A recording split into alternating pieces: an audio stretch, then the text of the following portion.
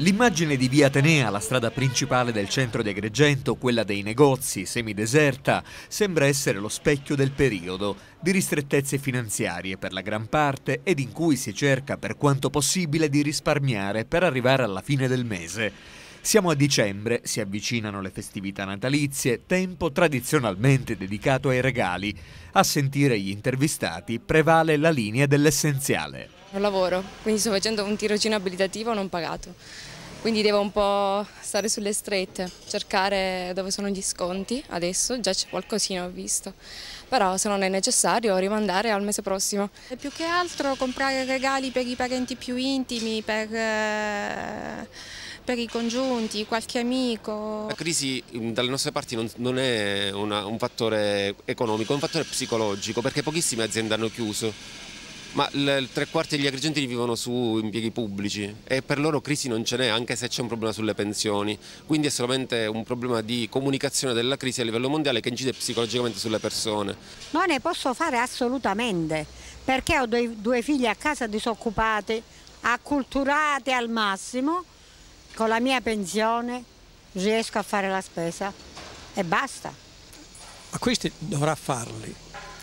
Eliminare il superfluo, andare all'indispensabile e principalmente l'indispensabile sono i bambini, i nipotini. Siamo in un'era dove la disoccupazione è molto avanzata, non c'è più per i giovani nessun tipo di lavoro, per gli anziani le pensioni chissà chi ci arriva, i giovani ce lo possiamo dimenticare e perciò dobbiamo stare ai tempi.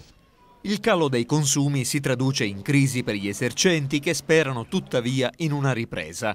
Il centro commerciale naturale di Via Atenea prepara una serie di iniziative per provare ad attirare consumatori, quali ad esempio mostre, momenti musicali e negozi aperti anche la domenica e negli altri giorni festivi. Voglio sperare che ci lasciamo tutti coinvolgere da quest'area festiva natalizia e possiamo tutti avere la possibilità di metterci in moto. Ci rendiamo conto che la gente preferisce in questo momento stare più cauta, rimanere un po' ferma, non muoversi tanto, però è l'occasione giusta di approfittare e di regalare qualcosa di utile a Natale, quindi che possa essere un capo d'abbigliamento o un qualcosa da sfruttare per non rendere evanescente l'investimento fatto nei regali.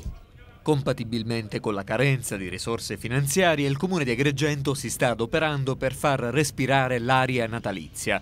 Il sindaco Marco Zambuto anticipa qualcosa. L'allestimento dell'illuminazione artistica, chiaramente lavoreremo per realizzare le novene, per riuscire a valorizzare nei tanti quartieri della città in cui si organizzano spontaneamente i presepi, riuscire a garantire anche il contributo e la partecipazione del Comune. Stiamo lavorando anche per il Capodanno in piazza.